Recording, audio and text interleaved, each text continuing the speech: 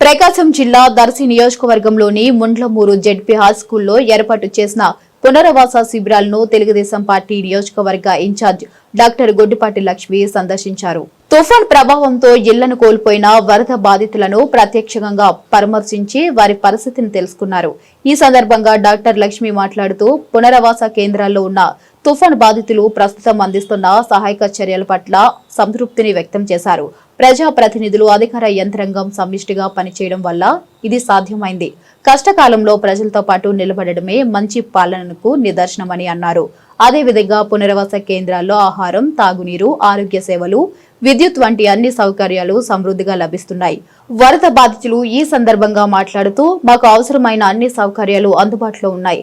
కూటమి ప్రభుత్వం డాక్టర్ గొడ్డిపాటి లక్ష్మి సహాయక చర్యలకు మనపూర్వక ధన్యవాదాలని తెలిపారు.